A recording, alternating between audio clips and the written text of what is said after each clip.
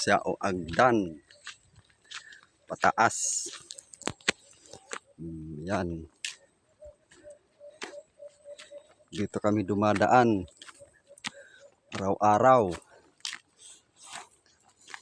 pati mga mga estudyante dito din dumadaan. Yung may mga namamasal doon sa taas, doon din dumadaan dito. Ayan may solar pa, kaso yung solar nasira nung bumagyo, kinalipad. Yan yung ginagawa namin to. Pagod na pagod kami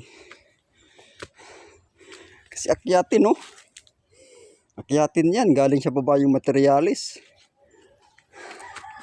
Nasa to 180 plus na baitang itong hagdan na to, hanggang doon sa taas magto 200 na baitang.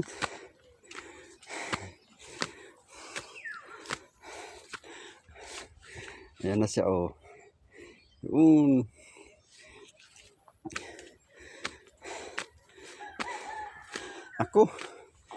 Dito ako dumaan nung nag-i-school pa ako. Dito ako dumadaan sa loob ng 10 years. Mag-elementary, 6 na taon, high school, 4 na taon. Dito nandaan ko. Ito may solar din, kaso nasira nung bumagyo, linipad. Ewan ko kung saan napunta.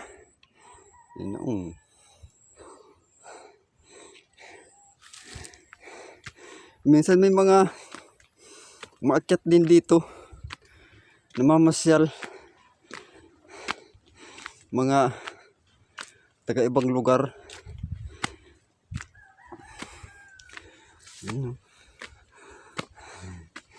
Ayun siya yung pinanggalingan ko sa baba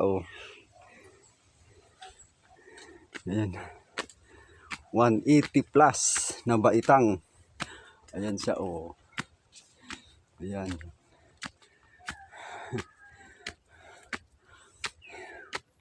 Pero ako sanay na ako dito dumadaan, alos araw-araw dito ko dumadaan.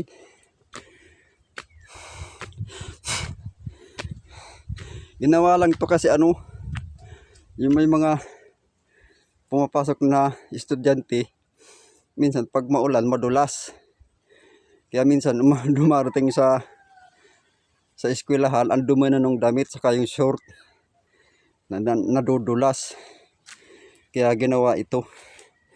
Yan mahaba, 180 plus.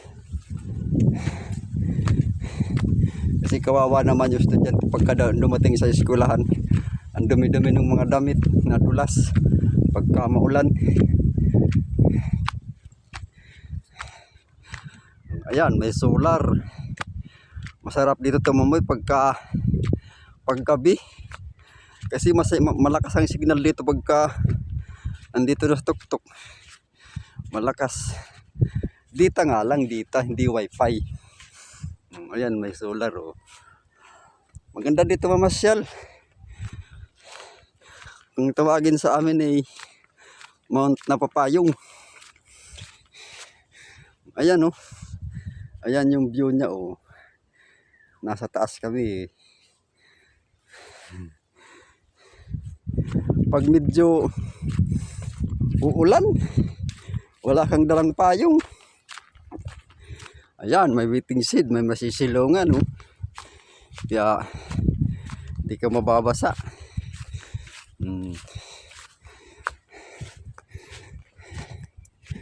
Ayan kapapalit lang ng yung bubong, bagong bubong yan, wala pa nga 1 buwan yan, kapapalit lang ng bubong.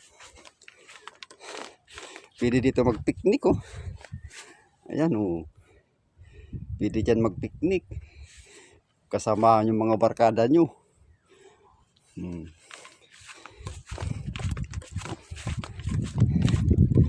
Ganda dyan, oh. Bagong bubong yan, oh. Ganda dito, oh.